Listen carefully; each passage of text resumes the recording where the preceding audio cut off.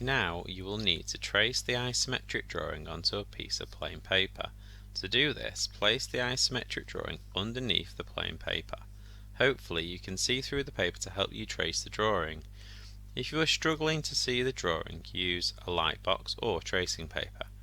You can also tape the paper to a window and use the natural light to help you see your design. At this stage you will need to render the tone of the drawing. This just means putting different amounts of pressure on your pencil. We do this to make the drawing look more realistic. Every object that is in the light is affected by the direction the light is coming from, and also it's affected by what is around it.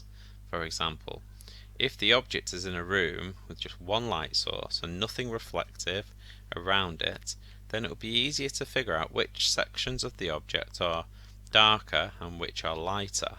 This just means putting more pressure on your pencil on the sections that are supposed to be darker and less pressure on the other sections. You would first need to draw a small sun or light source in the top, left or right hand corner to show where the light hits the keyring. This will help you think about where the light, dark and medium shades will be.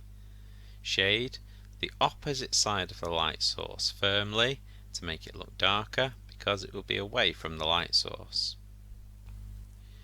I have started by shading in the curve section of the keyring. To do this, I have applied a firm pressure at the start of the curve. This is the section furthest away from the light source or sun. Then, lessening the pressure as the curve goes around towards the light source.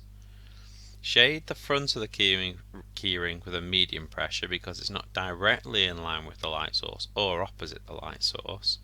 Shade the sections that are directly in line with the light source very lightly. The white of the paper acts like white light. This just means if you lightly shade the paper, you can still see the white paper easily, making the surface look lighter. Go around the outside of the section you have just shaded to make the border slightly darker shade. This just highlights the shape and makes it stand out. At this stage it's a good idea to rub out any sections that have gone over the lines to tidy up the drawing. At this stage you will need to render the keyring to make it look like metal. The reason we should do this is to make the design look more realistic. To create the metal effect, I have added dots in the corner of each side. I would do more dots on the darker sides and less dots on the medium and even less on the lighter sections. The dots represent the casting process. When metal has been cast, it often leaves little dots on the surface of the metal.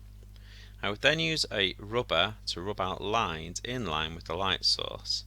These lines should look like light is shining off the surface. I would then rub out at 30 degrees to the previous rubbed out surface on the other side. At this stage the drawing is complete. Just rub out the light source to give you room for any annotation.